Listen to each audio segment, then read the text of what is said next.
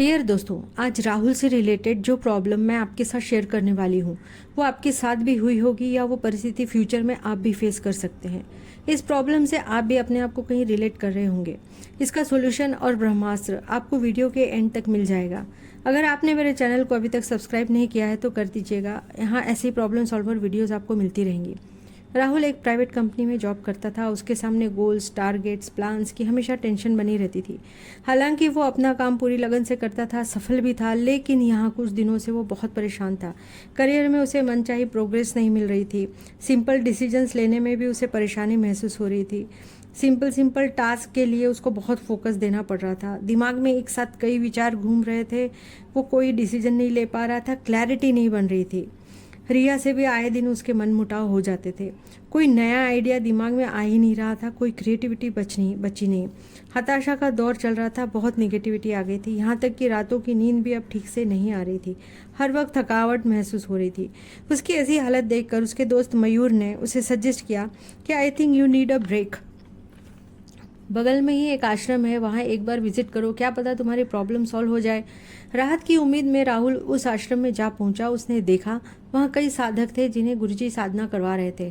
गुरुजी ने राहुल की ओर देखा और इशारे से अपनी ओर बुला लिया और अन्य साधकों के साथ बैठने का इशारा किया। गुरुजी का ऑरा ही इतना दिव्य था कि राहुल उन्हें प्रणाम करके नीचे बैठ गया। गुरुजी ने राहुल को इशारे से कहा कि तुम भी साधना शुरू करो। राहुल मना नहीं कर पाया। गुरुजी ने कहा, एक गहरी सांस अंदर लें। सबने ली, फिर एक गहरी शांति छा गई। राहुल सांस रोके इंतजार कर रहा था कि अब कहेंगे कि सांस छोड़ो, लेकिन काफ़ी देर तक ऐसा नहीं हुआ। राहुल को लगा बस जान चली जाएगी। उसकी सांस घुटने लगी। तभी गुरुजी ने नेक्स्ट स्टेप में कहा, अब सांस छोड़िए। राहुल का चेहरा लाल हो गया था, आंखों से पानी आने लगा था। बट गुरुजी की छवि ऐसी थी कि वो उनकी आज्ञा का उल्लंघन नहीं कर पा रहा था। फिर नॉर्मली श्वासोच्छ्वास के बाद गुरुजी ने राहुल को अपने कमरे में बुलाया। उसे कहा, कुछ खा पी लो, फिर अपनी समस्या बताओ। राहुल को नाश्ता दिया गया, उसे पसंद आया, वो खाता चला गया। पानी भी पी लिया। तब तक एक शिष्य एक ग्लास में गुरुजी द्वारा बताई गई जड़ी बूटी ले आया। उसे थमाते हुए कहा कि इसे पी लें, आपको मानसिक शांति मिलेगी। राहुल ने कहा, मेरा पेट इतना भर चुका है कि अब इस औषधि के लिए जगह नहीं है। क्या मैं 1 घंटे बाद इसे पी सकता हूँ? गुरुजी ने कहा, अवश्य, लेकिन ये ग्लास जिस हाथ में आपने पकड़ा है उसे उसी में पकड़े रहें। दूसरे हाथ का इस्तेमाल ना करें और ग्लास को कहीं और रखना भी नहीं है। गुरुजी राहुल की समस्या सुनने लगे। बताते बताते लगभग 20 मिनट बीते होंगे। राहुल का ग्लास वाला हाथ दुखने लगा। गुरुजी ने कहा, जब मैं प्राणायाम करवा रहा था, सांस रोकने पे आपको काफ़ी तकलीफ महसूस हुई होगी। अगर ली हुई सांस ना छोड़ते तो तबीयत खराब हो सकती है। जो इस वक्त तुम्हारे पेट की हालत है ना, वही ब्रेन की भी हालत है। कितने सालों से तुमने ब्रेन में रिजेक्शंस की फीलिंग, फेलियर की फीलिंग, धोखा, bad memory, past memories, guilt, resentment की फीलिंग को होल्ड कर रखा है। कुछ डिसीजंस बाद में लेंगे कहकर टाल दिए हैं। ये सब ब्रेन में एक स्पेस ऑक्यूपाई करते हैं। जो श्वास आपने ली थी, जो आपने खाया पिया था, अगर उसको बॉडी से आप बाहर नहीं निकालेंगे तो आप बीमार पड़ जाएंगे। ये सिस्टम आपकी बॉडी के पास है। आपकी बॉडी ऑटो पायलट मोड में ये सारा काम करती है। लेकिन पास्ट मेमोरीज, फीलिंग्स, इनको दिमाग से फ्लश आउट करने का कोई सिस्टम ही नहीं है। ब्रेन डिटॉक्सीफाई ऑटोमेटिक नहीं होता। ये ग्लास जो आप पकड़े हुए हैं ना 20-25 मिनट से, दर्द हो रहा होगा। ब्रेन तो कितने सालों से ऐसे पास्ट एक्सपीरियंस एंड मेमोरीज का बोझ ढो रहा है। हमारे नेगेटिव बिलीफ्स, ट्रॉमा सालों साल हमारे अंदर ही हैं, हमें बीमारियां दे रहे हैं, स्ट्रेस दे रहे हैं।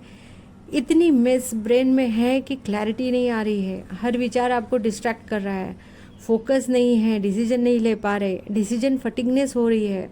डिसीजन नहीं ले पा रहे क्योंकि आपके पास क्लैरिटी नहीं है। क्लैरिटी नहीं है तो स्ट्रेस हो रहा है, दिमाग पे जोर पड़ रहा है, थकावट हो रही है। तो ब्रेन डिटॉक्सिफिकेशन के लिए क्या करें? हमें उसके लिए खुद ही कॉन्शियस एफर्ट्स करने पड़ेंगे। सबसे पहला स्टेप फिजिकल डिक्लेटरिंग, जो मैं आपको अपने लास्ट वीडियो में बता चुकी हूँ। अगर आपने नहीं देखा होगा तो उसे ज़रूर देखें। राइट साइड में स्क्रीन में उसका लिंक है।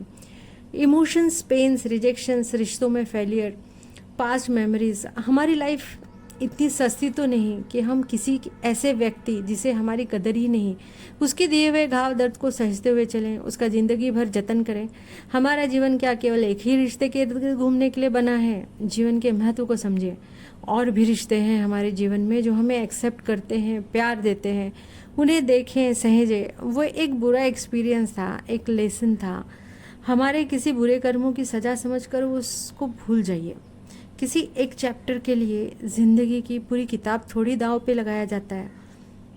अक्सर हम ये परसेप्शन बना लेते हैं कि जिनका घर मेसी होता है, क्लटर्ड होता है, जो ठीक से नहीं रहते, अपना ख्याल नहीं रखते, वे आलसी होते हैं। लेकिन मैक्सिमम केसेस में ऐसे लोग पीटीएसडी के शिकार होते हैं, पोस्ट ट्रॉमेटिक स्ट्रेस डिसऑर्डर। इसमें किसी ट्रॉमा की वजह से, जैसे डिवोर्स, रिजेक्शन, कार एक्सीडेंट, इसकी वजह से हमारे दिमाग के फ्रंटल लोब में जो ऑर्गेनाइज्ड सेल्फ केयर का सिग्नल बनता है ना, वो ड्यू टू स्ट्रेस बन नहीं पाता और हम अनऑर्गेनाइज्ड और क्लमजी रहने लगते हैं। ये stress high cholesterol food, junk food, cigarette, इनसे भी ज़्यादा भयंकर परिणाम देता है। हार्ट डिसीजेस, कैंसर, ये इसके परिणाम है। हमारा ब्रेन बहुत पावरफुल है लेकिन कॉम्प्लेक्स है। इसकी एनर्जी हम हर्ट्स, रिजेक्शंस, ट्रॉमा, इनसिक्योरिटीज़ को स्ट्रेस करने में वेस्ट कर देते हैं। Brain decluttering, mental minimalism, brain detox, mental cleaning, decluttering, ये सब एक ही है। फिजिकल डिक्लटरिंग और इमोशनल रिलेशनशिप के डिस्कशन के बाद नेक्स्ट स्टेप है राइट योर स्टोरी।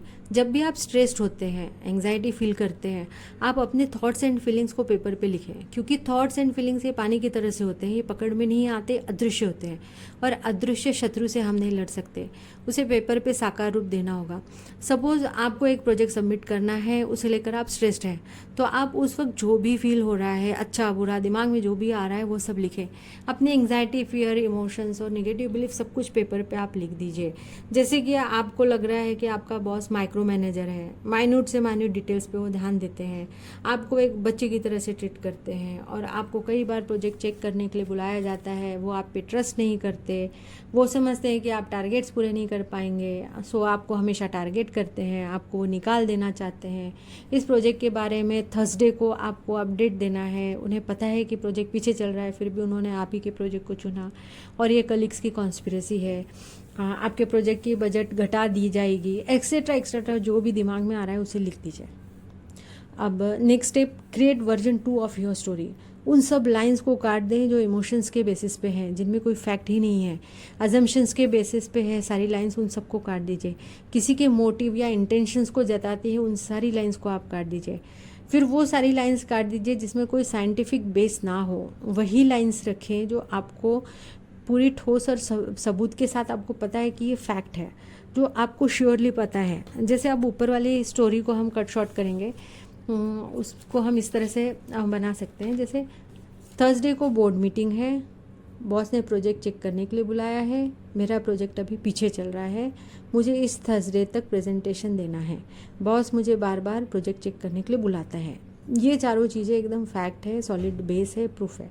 तो 2 पेज की स्टोरी हमारी 4 लाइंस में सिमट गई है।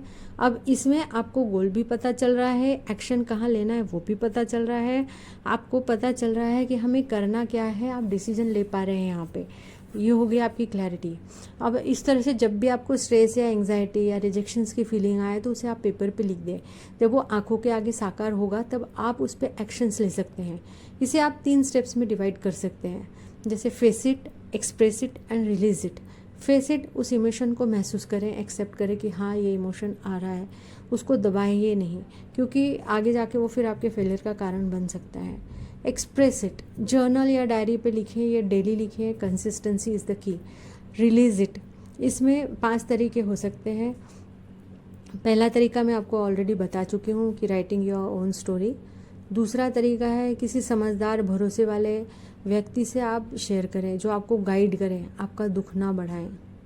दूसरा ये आप कर सकते हैं कि मिरर के आगे आप जोर जोर से बोलें, मिरर को अपना फ्रेंड माने और आप उसको जैसे एक फ्रेंड को बताया जाता है उस तरह से आप उसको बताएं। थर्ड है हो पोनो पोनो प्रेयर, ये भी आप बोल सकते हैं। इस पे पर्सनली मेरा बहुत ट्रस्ट है और वो काम करती है हमेशा, हो पोनो पोनो प्रेयर। फोर्थ है कि उस पेपर को जला दें जिसमें आपने सब कुछ लिखा है और मन में ये विश्वास करते हुए कि प्रॉब्लम इज़ गॉन। ये टेम्प्रेरी है रिलीफ, बट जनरली लोग ऐसा मानते हैं कि उस पेपर को जला देने से प्रॉब्लम ख़त्म हो गई, आपको अंदर अच्छा लगता है।